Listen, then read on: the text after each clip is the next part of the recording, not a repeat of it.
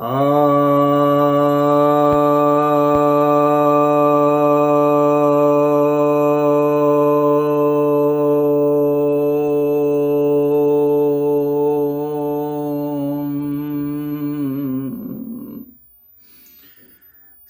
भक्तजनों को सप्रेम नमन।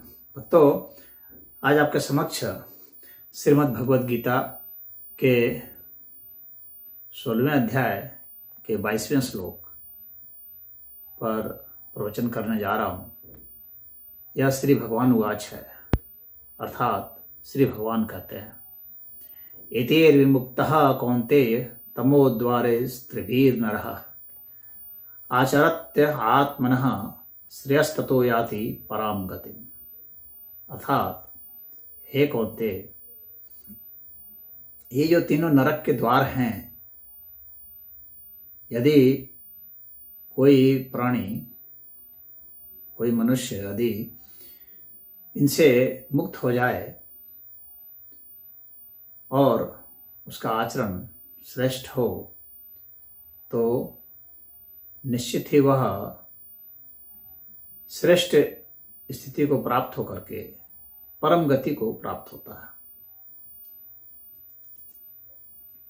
यहाँ पर भगवान कह रहे हैं कि जो तीन जो है अंधकार के द्वार है, तम मतलब अंधकार, अंधकार अर्थात अज्ञानता का अंधकार।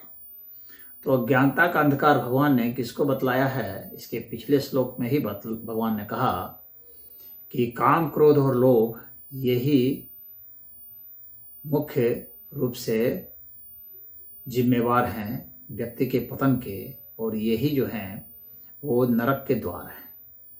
तो ये जो नरक के जो द्वार हैं, यानी अंधकार के जो द्वार हैं, दुख तकलीफ के जो द्वार हैं, वेदना के जो द्वार हैं, जन्म जन्म के बार बार नीच योनियों में भी जाने के जो कारण हैं, वे यही हैं। इन्हीं को तम द्वार कहा गया है, क्योंकि यह हमें श्रेष्ठता को प्राप्त नहीं होने देता है, यह हमें आध्यात्मिक सुख नहीं देता है, यह हमें मोक्ष और निर्वाण को उपलब्ध नहीं कराता है। इसलिए भगवान ने इसे तम द्वार कहा है और कहा है कि जो भी मनुष्य इस से मुक्त हो जाता है, बच जाता है, और मुक्त कैसे हो जाएगा, कैसे वो इससे बच सकता है? तो वह अपने किसी भी कार्य में, अपनी किसी भी कामना में एक तो शुभता लाए, यानी शुभ कर्म करे, जिससे अहित होता हो किसी का भी, उसको करने की कोशिश न करे, तो यह शुभ कार्य हो। दूसरा, उस कार्य की जो शुरुआत है वो भगवान के स्मरण से ही करे और भगवान की प्रीति के लिए करे। तो समाज के कल्याण के लिए, मनुष्य सभी प्राणियों के कल्याण के लिए, और भगवान के नाम से शुरू करे, और यह समझे कि ये जो भी कार्य है यह ईश्वरी कार्य है और हमारे जरिए ईश्वर ही यह कर रहे हैं। इस तरह से वह इनसे मुक्त हो सकता है। वैसे योग की भी बहुत सारी विधियां हैं जिनसे वह मुक्त हो सकता है, योग की साधनाएं हैं। लेकिन यदि कोई उतनी साधना नहीं कर सकता है, तो भक्ति मार्ग का यह जो उपाय है, यह सरल उपाय है, इसी को करे, इससे वह मुक्त हो जाएगा, सचेत रहेगा सदैव, और काम क्रोध के जाल में वह नहीं फंसेगा। और भगवान कह रहे हैं कि ऐसा वो करके जब मुक्त हो जाएगा, अगर मैं यहाँ पर विधि बताने लगूं तो ये साधना की विधि की कैसे मुक्त होगा तो काफ़ी लंबा विषय हो जाएगा। लेकिन भक्ति योग का मैंने आपको बता दिया है, यह बहुत सरल साधना है। और बाकी तो अपने श्वास पर नियंत्रण कीजिए, सांस को धीमा चलाइए, योग की साधना है। योग की साधना से भी आप काम क्रोध लोभ से मुक्त हो सकते हैं, और इसके लिए है सांस को धीमा चलाइए। कितना धीमा चलाइए? अमूमन जो काम क्रोध और लोभ हैं, ये तब जागृत होते हैं जब 1 मिनट में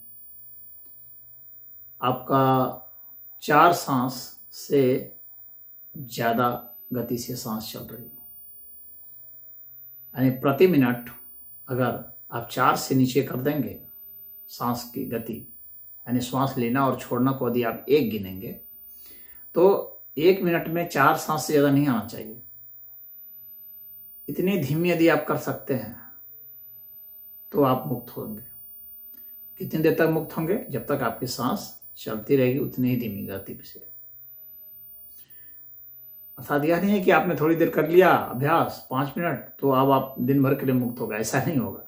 जब तक आपकी सांस चलेगी तब तक ही आप मुक्त हैं।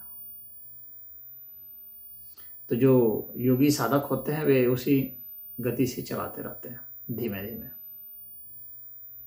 इसीलिए वे शांत नजर आते हैं, क्योंकि काम क्रोध नहीं बचे। आप गौर करेंगे जब आप कामुक होते हैं या लोभी होते हैं या क्रोधी होते हैं तब आपकी सांस की गति बढ़ जाती है, छोटी सांस आने लगती है।